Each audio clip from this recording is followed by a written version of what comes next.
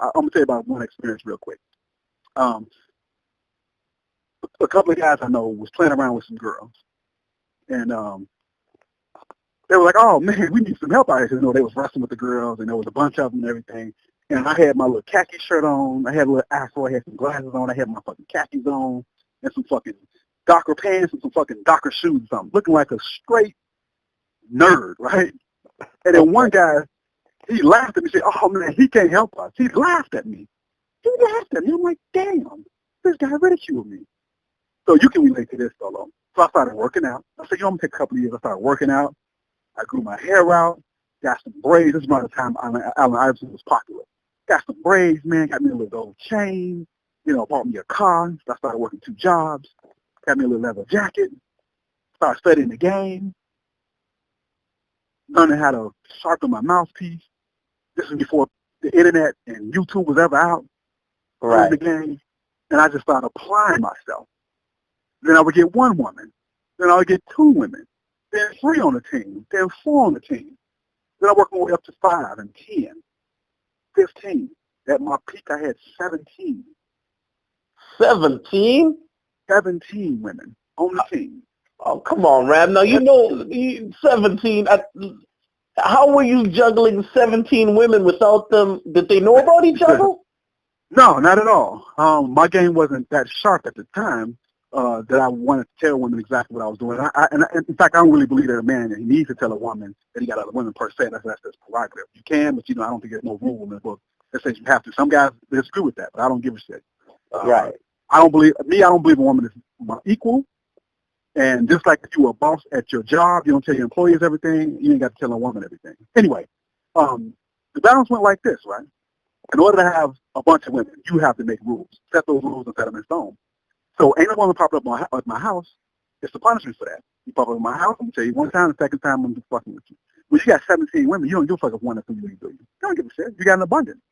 So I made the rules. They had to follow them. So it will be weeks before I seen all of them. So I see one girl this week, her rotation would come back around to maybe the 3rd week in the month. Now, why they put up with that shit, I don't know, per se. Let me tell you what I was doing. I carried myself like I was a goddamn king. I was the shit. Fuck your feeling. Take it or leave it. And for some reason, bitches love that. And to quote a famous PUA, I forgot his name, so I can't say famous, but he made a statement. He said, it's indifference that make all the damn difference. So the more indifferent I was about whether a woman go or stay or come, the more they came. Amazing shit. So it's like, in order to get women, you got to not want women. Don't make any fucking sense, does it? To get them, you got to not want them. To love them, or to have them love you, you got to hate them. Makes no fucking sense in the world. But women are not rational. Rap, having that many women, weren't you mentally exhausted keeping that rotation and remembering conversations and different situations and sexual positions or favorites? All of that shit. You know what I'm talking about? Mm-hmm. I mean, I know exactly what you're talking about. No, I wasn't exhausted. Let me tell you why.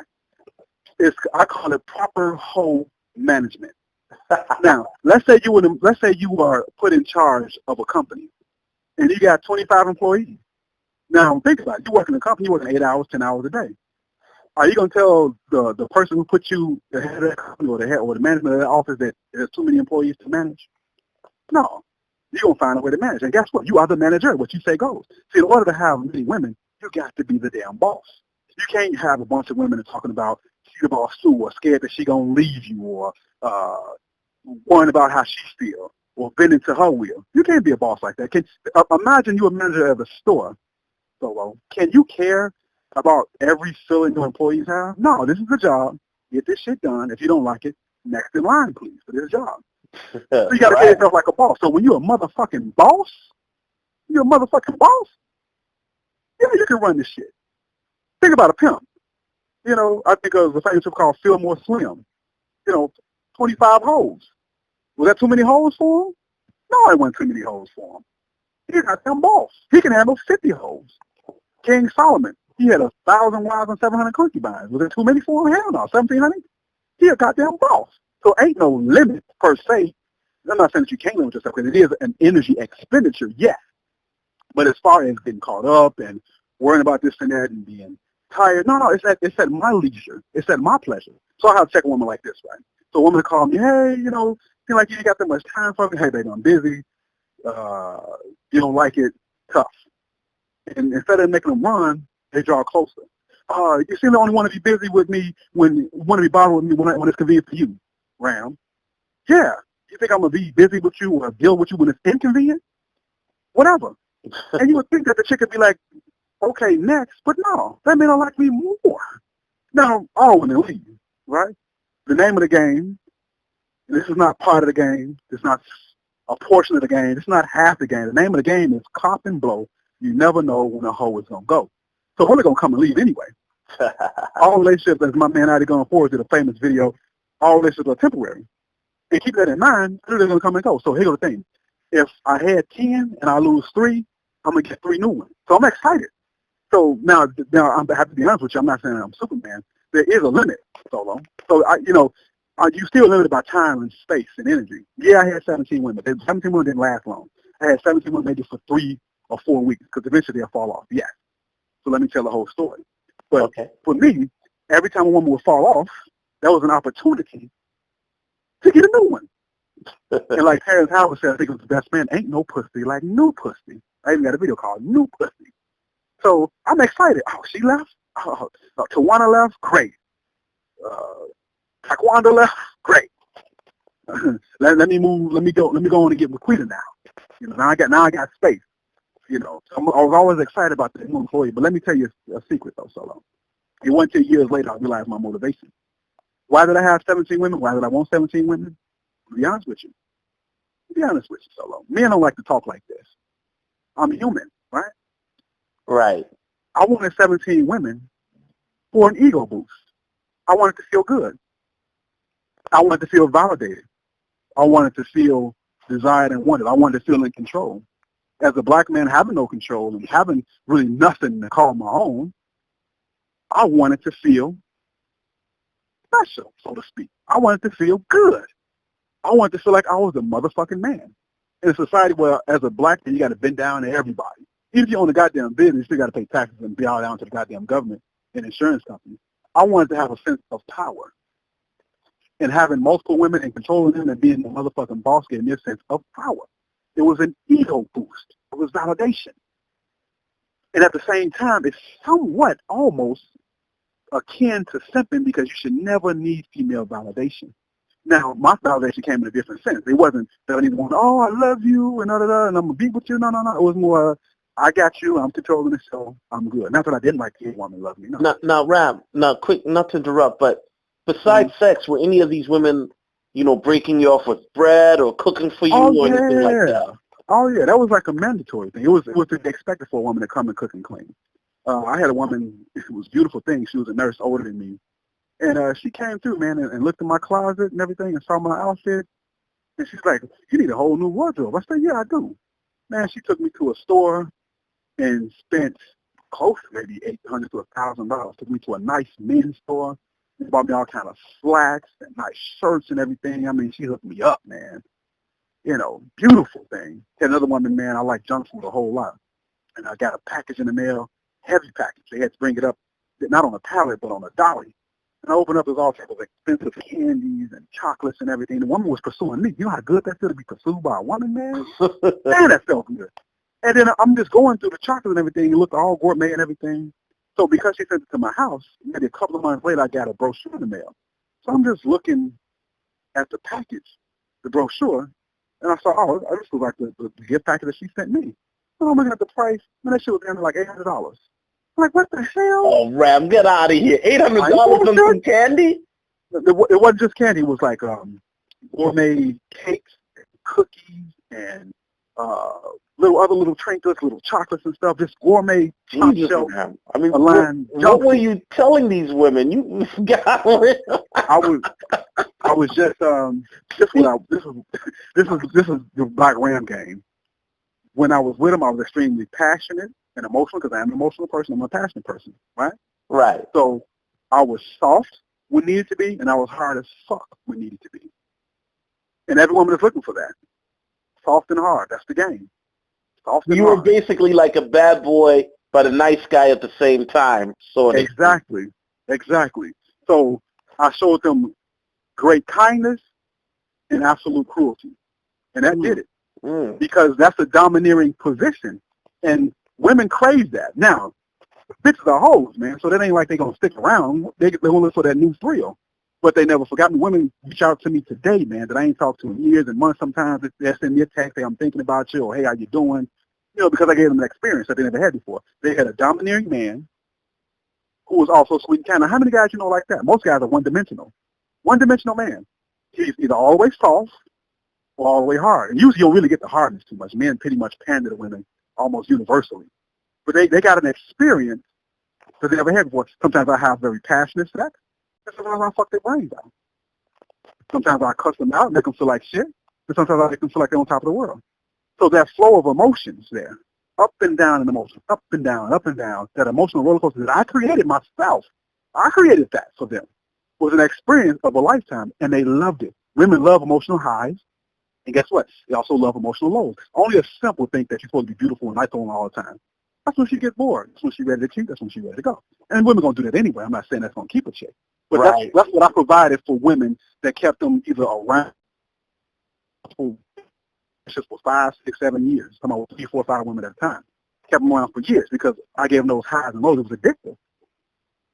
One of the keys to getting a woman is to get her emotionally addicted to you. And you can only do that by keeping her in an emotional state constantly. Now, can you give us like an example, Ram, of how you would do that? Are you talking about like drama, or what do you exactly? Okay, it's like this. Real simple, right? When I meet a woman, I tell her how enamored I am with her, how beautiful she is, how much I like her. You know, a pursuit. Hey, you're beautiful. I do something that most men don't do anymore. I don't do it right now, but back then, I would write letters to them. Hey, and I would be for real. I would pick out something that was unique about that woman, or special about the woman. The best I could, because most women really aren't that unique, but I picked out something, maybe the color of her eyes, and maybe a certain scent, or a certain way she walks. And I would really expound on that in my letters, handwritten letters, sometimes emails, right? Right. And she would be reading. Women love to hear about themselves. So the crazy thing is, a woman will fall in love with you based off how beautiful or how crazy you are about them. Real weird. I don't, quite get women are crazy like that. But so I would write real nice letters, talk to them real soft, real nice, real easy. I wouldn't get really mad quick. So I gave them a romantic experience, having sex with them under candlelight with nice music playing, rubbing their feet, nice wine, all that sweet shit. No roses or flowers on my shirt, because that's the lame part. Women really don't respect it, believe it or not. Women like flowers, but they don't like flowers. Anyway, it's another subject. So I would be incredibly soft, right? But let's say a woman did something I don't like. Like she'll text me or call me complaining about something. I don't see you enough. I don't have enough time with you, or whatever it is. It could be something small or big. I would clean cuss her out. Bitch, fuck what you talking about? And, I would really go in on it. I would find some insecurity about her and just ride her. If her teeth big, I talk about how big her teeth are.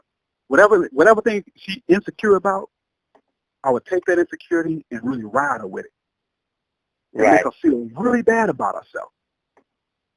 I wouldn't like, bitch, you ain't nothing without me. That's irrelevant. I would really just talk about who she is as a person. You don't wash the dishes and your car nasty, and I would just really get down if she pissed me off. I would really talk about her funky ass like she's a goddamn dog in the motherfucking street. And it would make her feel like shit. And then she would cry, and I would give a fuck. Yep, and sometimes I would put a bitch out. You really ain't got a woman till you put her out. I always put a bitch out. That's the awesome to say about put a bitch out. Sometimes I'll put a bitch out, goddamn it, and just do crazy shit like that. I never touched them, never hit them. I was just verbally abusive and mentally abusive. Now, I know that sounds sick. I don't give a shit. I'm from the West Side. Gangster shit. You know what I mean? That's being a real motherfucker. Real motherfucking nigga. Ram, I'm glad you brought that up. So, I was actually going to make a video called Kicking Bitches Out of My Apartment. So you co-signed it. Okay. Hell yeah. and I'd be scared. He think he going to lose it or go have sex with another guy. And you really got to not give a shit. And doing that, I'm keeping her emotions high and low. And I did that instinctively. And well, I ain't going to say instinctively. I kind of learned that before. I actually read it in a book before, too. I think Robert Greene's Out of Seduction. So they make whole books about experiences that players and pimps had in the hood. Think about a pimp. Think about a pimp. He keep his whole all dressed up and all nice and everything. Keep it looking good. Keep it looking pretty and everything. He might be nice with her. You know, he cool, he calm, he collected. But as soon as she fuck up, he's like a Hitler almost. So you go from being a suave, smooth, romantic guy that's so in love to a guy that hate her. And I'm going to be honest with you. All women would disagree with it because they're stupid. They can't see themselves. Women are stupid. But when you get women that they love it. It's addictive. So she can't because she goes misguided. Sometimes he's predictable. She knows how to push his buttons. She knows how to make him mad. She knows how to make him upset. She knows how to control him. She controls him with sex. She got all the control. He's boring as hell. Absolutely predictable. Answer the phone all the time when she calls. He don't blow her off ever. He don't stand her up. Now, I never really steal women up, but I'll blow her off real quick. Hey, I'm going to deal with you next week. Most men, they can't handle that. They just can't handle that. You know, they're one-dimensional. So that's what got the woman, that's how I drew women in to me. By giving them a different experience than majority of men they would meet. So the guys before me was boring as fuck. The guys after me boring as fuck. So someone wanted to come back, but no. I'm trying to get that new experience. You know? So why you would, not you per se, but why you with your girl at night with your boy ass? She remember BlackRam and how emotional she was with him. Now, Rab, I do have a question, not to cut you off, but at this time when you were mastering the art of seduction, was this before or after or during the time that you went to Brazil, sir? This was before Brazil. Okay. And I continued that pace after. I went to Brazil maybe about 2004, 2005. And it was before and after Brazil. I just wanted to expand my horizons and, you know, to see what the world was like other than, you know, west side of Chicago. But yeah, this was like all inclusive up until I kind of retired maybe a few years ago. I'm not as, I don't pursue women like I once did. You know, okay. It can be tiring. It can be taxing at times. It is an energy expenditure. I no longer need that ego boost anymore. I no longer need that validation. And what made me realize that it was all stupid is that, yeah, I would give women good experiences and emotional, but anybody can fuck these whores. Sorry, anybody can fuck these whores. So what's the benefit of having sex with a woman who's had sex with 10 men already? But Ram, and once again, I got to play devil's advocate. You know, at one point you mentioned you had 17 girls, and I know you believe in keeping a team of women, a squad, a team. You know, we used to, back where I come from, we used to call it a team, and then we'd have our bench players. You know what I'm saying? Yeah, absolutely. You had your starters, you know, your top five, and then if you had enough chicks, you had your bench players. Now, Rab, with all these women that you had on your squad, there must have been one or two where you're like, okay, this girl, I mean, this is my bottom chick, and you know that term. I know you do. Yeah. This is my bottom chick through thick and thin. This bitch is always going to ride with me even when I dogged her out. And, you know, this is my day one. You know what I'm saying? Were any of these chicks where you, for lack of a better assessment or word, where you felt like, okay, this girl has been through thick and thin, that's my bottom chick, you know, I'll be loyal to her, or maybe eventually I could be with her. Now, reason I ask is because I remember even there was a pimp, I forgot his name, who when he retired from the pimp game, he settled down with one of his whores. Yeah. I forgot which pimp that was. Rosebud. Rosebud, okay. He settled with one of his whores because he said, you know what, I'm done. She wanted me, I took her. Did you ever feel like that where you know, got burnt out, or maybe you're like, you know what, I'm tired of messing with all these females. Let me just chill with her. You know what I'm talking about? Yeah, I did that for like 6 months, and it killed me. Seeing the same woman's face, the same pussy, the same face, the same attitude, same body, over and over again, that shit damn near killed me, man. And then I realized that that shit ain't for me. It's like somebody telling you only got one plate you can play with. You can only eat one flavor of ice cream. You can only have one type of burger. You can only have one type of anything, one type of clothing. You know. Right. And yeah, I'm a chauvinist, so I do look at women as sex objects. I don't respect women like you respect me. I'm a chauvinist, a true male chauvinist. So I see a woman primarily as a sex object, secondary as a servant and a helper. And if a woman is exceptional, she can be smart or intelligent. But I'm always a master, always. Okay. Now, when you settled down for that short period of time where you just, because me personally, I know when I used to, do a lot of campaigning, at the club and whatnot, there would be times where I would just be like you said, it's like, the expenditure of my energy was very valuable to me because at that time, like I was telling you off the phone, I used to work 2 jobs. You know what I'm saying?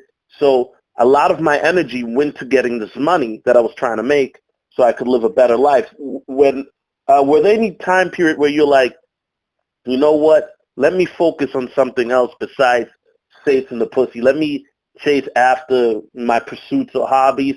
How did you keep that balance? Or were you just, during your player phase, let's call it that, were you just like all out, just a savage, just like between that period, it was just about pussy, pussy, pussy? Yeah, it was all about the hunt and the conquering. I would work my job, and everything else was about chicks. Work and fuck. Right. Work and new pussy. That's what it was for me. And I had a couple of buddies who they felt the same way. We hit the club, we hit a couple of spots up, do a little internet shit, meet, greet, and that's it. That's what life was about to me. And at one time, it did give me a sense of value and self-worth. And once I really realized what I was doing, then that's when I not only slowed up, but my mentality changed completely. And I mean, a lot of people would say, well, that's a form of simping in itself because you're putting the pussy at a pedestal where you're pursuing women at all costs. Exactly. PUAs are high-level simps. Yes, absolutely. Ram. Now I got to say something because I know I got a lot of PUAs who watch my videos because I was part of the seduction community at one point. I wasn't no PUA, though. Now, some with that, some PUAs would say, well, we're not simps. We're just men who know what we want. How would you respond to that? Anytime you have to expend large amounts of energy to pander to women, what else can it be? How is it different than the guy who has a girlfriend that pretty much runs it? If your whole energy expenditure is to impress a female, how is that not simping? And here's the thing: PUAs have their claims, right? Right. But, and I hate to say it this way, but I come from pimping, man. Who started this shit? Niggas in the motherfucking hood started this shit, man. Not no white boy with a goddamn computer. Not no white boy with no goddamn book.